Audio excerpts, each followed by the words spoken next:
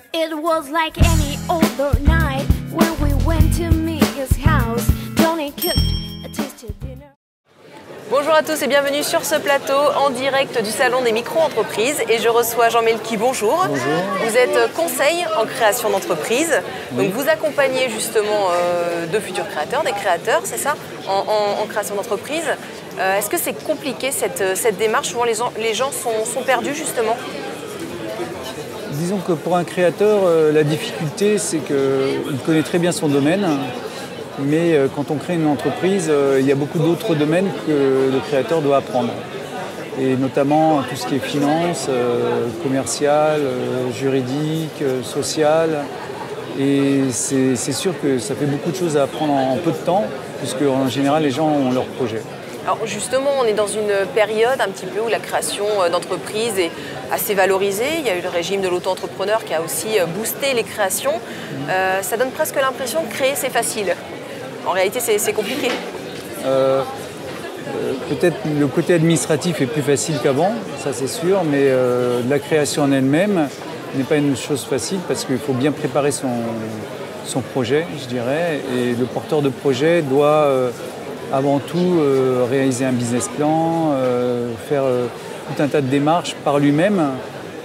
Une étude de marché par exemple aussi, c'est très important. Donc tout ça, ça demande beaucoup de travail. Et c'est des choses qu'on peut faire soi-même. Alors justement, on va revenir sur le business plan, mais l'étude de marché, par exemple, c'est quelque chose que... Comment on fait? Comment est-ce qu'on bricole une étude de marché soi-même? Est-ce que ça peut se bricoler justement?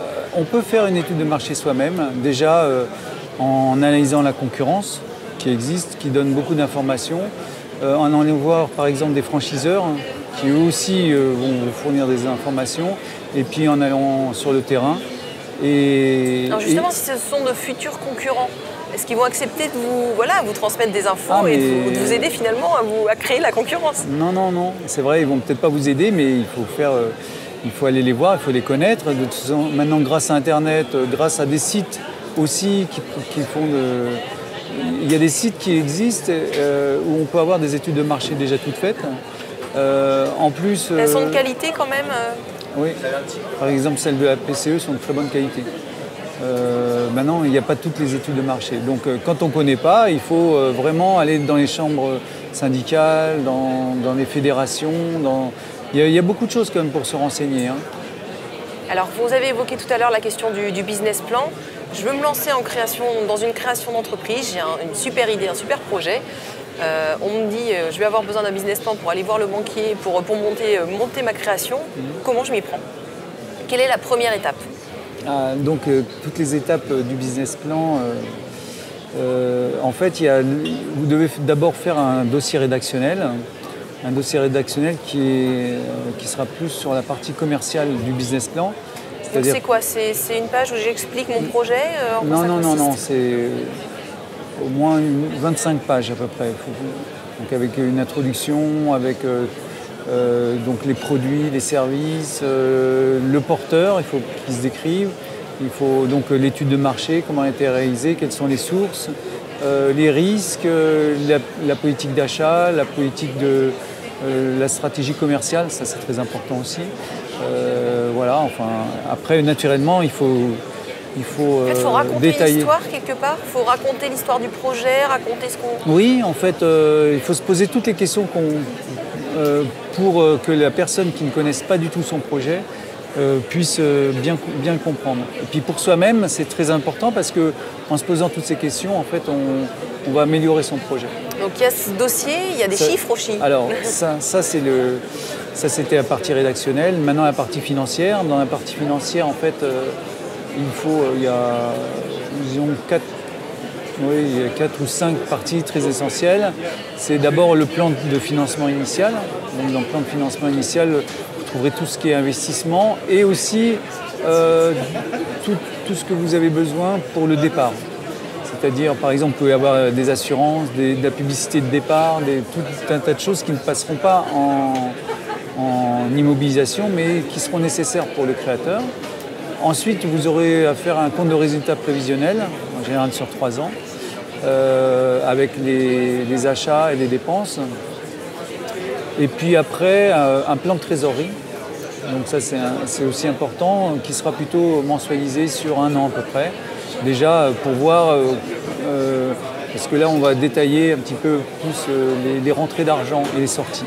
Alors là encore, faut-il savoir justement comment est-ce qu'on fait pour se dire là ceci va rentrer, ça va sortir. On part dans le flou quand même quand on se lance, on ne sait pas exactement comment ça va fonctionner. Il faut, à ce moment-là, il faut faire un chiffre d'affaires prévisionnel. Donc se dire par exemple, je ne sais pas si on fait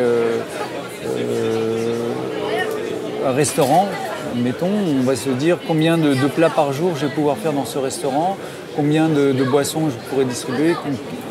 Et en fonction de cela, on va le multiplier par 6 si c'est sur 6 jours et après par... Alors, le problème, c'est qu'on a tendance à se surestimer, peut-être aussi, surestimer la réussite. Non, justement, il ne faut pas. On peut même prendre 3 hypothèses. Moi, je ferais en général hypothèse basse, hypothèse moyenne et une hypothèse haute. Parce que même si on est...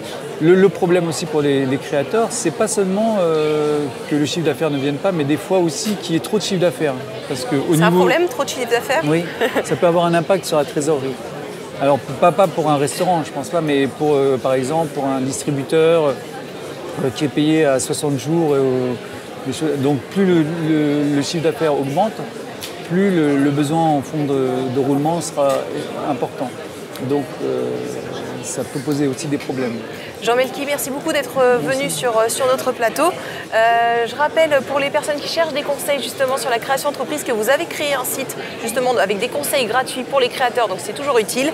Donc c'est www.guidepourentreprendre.fr, donc n'hésitez pas, vous trouverez tous les conseils. À très bientôt. It was like any other night when we went to Mia's house. Johnny cooked a tasty dinner.